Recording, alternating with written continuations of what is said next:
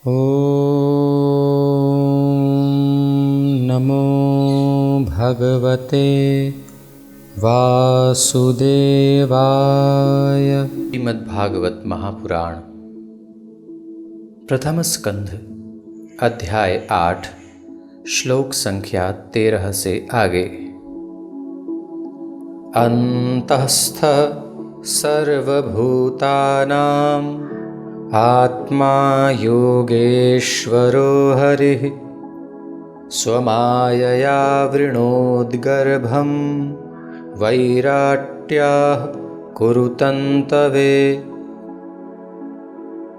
परम योगेश्वर भगवान श्री कृष्ण प्रत्येक व्यक्ति के हृदय में परमात्मा के रूप में निवास करते हैं। अतएव कुरुवंश की संतति की रक्षा करने के लिए उन्होंने उत्तरा के गर्भ को अपनी निजी शक्ति से आवृत कर लिया, अर्थात ढक लिया।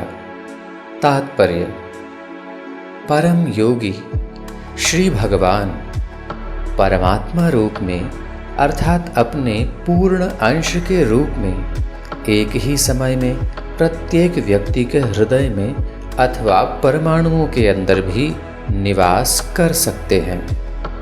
अतएव उन्होंने महाराज परीक्षित को बचाने हेतु तथा महाराज कुरु के वंश की रक्षा करने हेतु उत्तरा के गर्भ को आच्छादित कर दिया। महाराज पांडु भी कुरु के ही वंशज थे। इस प्रकार महाराज धृतराष्ट्र तथा महाराज पांडु दोनों के ही पुत्र महाराज कुरु के वंशज थे। अतएव दोनों ही सामान्य रूप से कुरु कहलाते थे। लेकिन जब इन दोनों परिवारों में मन मुटाव हो गया तो महाराज धृतराष्ट्र के पुत्र कुरु कहलाने लगे और पांडु के पुत्र पांडव कहलाने लगे। क्योंकि कुरुक्षेत्र के युद्ध में महाराज धृतराष्ट्र के सभी पुत्र तथा पौत्र मारे जा चुके थे, अतएव इस वंश का अंतिम पुत्र कुरुपुत्र के नाम से अभिहित किया गया है। श्लोक 15। यद्यप्यस्त्रं ब्रह्मशिरस्त्वमोघं चाप्रतिक्रियं वैष्णवं तेज आसाद्य समशाम्यद् भृगुद्वः। हे शौनक, यद्यपि अश्वत्थामा द्वारा छोड़ा गया परम ब्रह्मास्त्र अमोघ था और उसका निवारण नहीं हो सकता था, लेकिन भगवान श्री विष्णु यानी श्री कृष्ण के तेज के समक्ष वो निष्क्रिय हो गया और व्यर्थ हो गया। तात्पर्य: श्रीमद् भगवद गीता में कहा गया है कि दिव्य जाज्वल्यमान प्रभात ब्रह्म ज्योति भगवान श्री कृष्ण पर आश्रित है। दूसरे शब्दों में ब्रह्म तेज श्री भगवान की किरणों के अतिरिक्त और कुछ नहीं होता।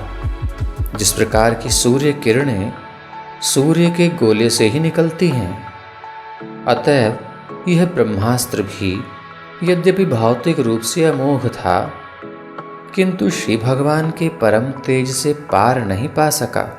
अश्वत्थामा द्वारा छोड़ा गया ब्रह्मास्त्र श्री कृष्ण द्वारा अपनी शक्ति के बल पर निष्क्रिय एवं व्यर्थ कर दिया गया, अर्थात उन्हें किसी की सहायता नहीं लेनी पड़ी, क्योंकि वो परम पूर्ण है। श्लोक 16।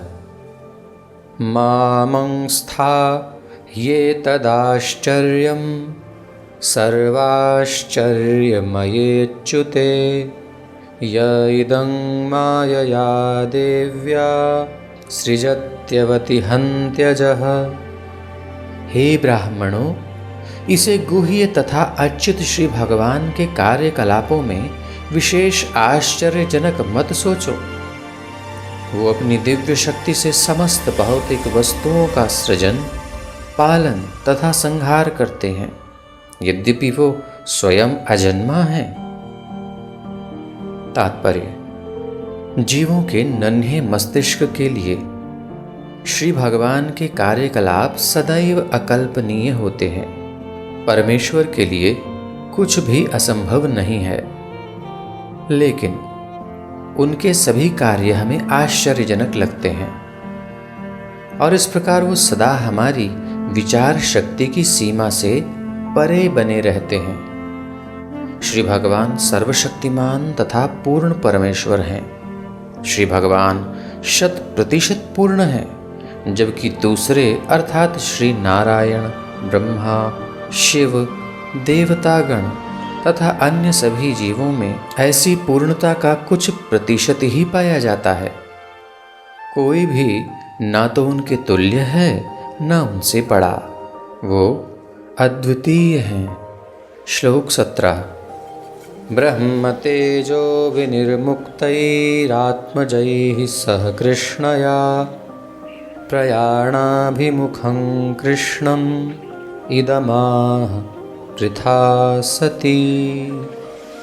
इस प्रकार ब्रह्मास्त्र के विकिरण से बचकर श्री भगवान की भक्त सती कुंती अपने 5 पुत्रों तथा द्रौपदी के साथ श्री कृष्ण को, जो घर के लिए प्रस्थान करने को उद्यत थे, इस प्रकार संबोधित करती हैं। तात्पर्य: भगवान श्री कृष्ण के प्रति अनन्य भक्ति के कारण कुंती को यहाँ पर सती कहा गया है। अब उसके मन को आगे दी हुई श्री भगवान की स्तुति में व्यक्त किया जाएगा।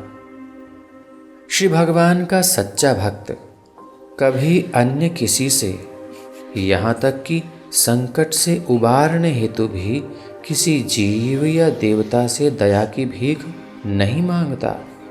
यही विशेषता निरंतर समस्त पांडुकुल में बनी रही। वो भगवान श्री कृष्ण के अतिरिक्त अन्य किसी को नहीं जानते थे। अतएव श्री भगवान भी सभी परिस्थितियों में उनकी हर प्रकार से सहायता करने को तैयार रहते थे। ये श्री भगवान का दिव्य स्वभाव है। वो भक्त की निर्भरता को पुरस्कृत करते हैं। अतएव मनुष्य को चाहिए कि अपूर्ण जीवों या देवताओं से सहायता की याचना न करे, अपितु भगवान श्री कृष्ण से याचना करे, क्योंकि वो अपने भक्तों को बचाने में सक्षम हैं। ऐसा सच्चा भक्त भी श्री भगवान से सहायता कभी नहीं मांगता, किंतु श्री भगवान अपनी स्वयं की इच्छा से ऐसा करने हेतु सदैव उत्सुक रहते हैं। कुंती महारानी की स्तुति अगले श्लोक से प्रारंभ हो रही है। उसे हम अगले भाग में सुनेंगे। श्रीमद्भागवत भगवान की जय। जगद्गुरु श्रील प्रभुपाद की जय। हरे कृष्ण कृष्ण कृष्ण हरे हरे, हरे राम राम